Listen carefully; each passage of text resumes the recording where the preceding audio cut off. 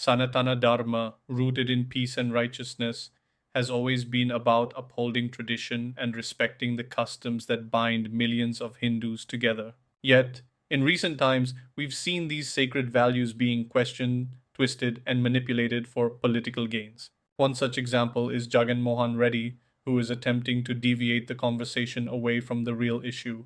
Jagan claims he is visiting Tirumala to seek forgiveness, not for his government, but for the present government's actions, which he believes are responsible for violating the temple's sanctity. But here's where the contradictions start. If Jagan's goal is to protect the sanctity of the temple, why does he refuse to sign the mandatory declaration, which is a long established temple tradition?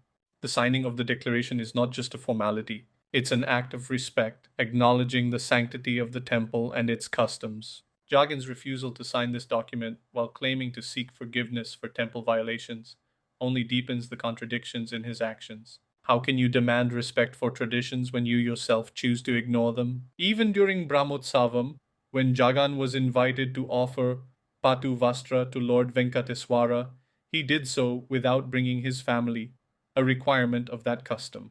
His repeated disregard for temple traditions, while using these very rituals for political gain, shows a pattern of selective respect for the temple. Now, Jagan is turning the issue into a religious and caste debate, trying to divide Hindus along these lines. Instead of focusing on upholding temple traditions, he's creating diversions to deflect from his own contradictions. This tactic not only diverts attention from the real issue, but weakens Hindu unity at a time when we need to come together.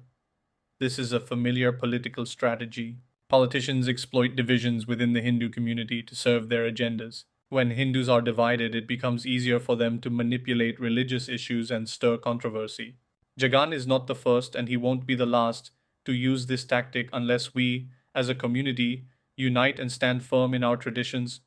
The problem is deeper than any one politician. It's about unity. When we are divided, it opens the door for politicians and external groups to interfere in matters of faith.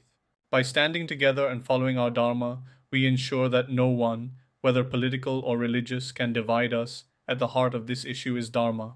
When we follow Dharma, it opens our conscience, guiding us toward what is right.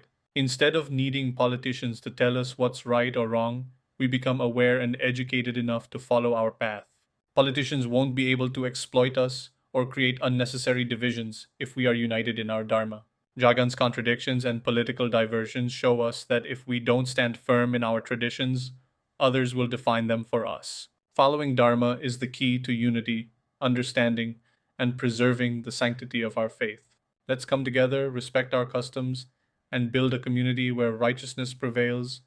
Comment below with your thoughts. How do you think we can restore unity and protect our traditions? If this resonates with you, don't forget to like, share, and spread this message. And of course, subscribe to RA Perspective for more insights.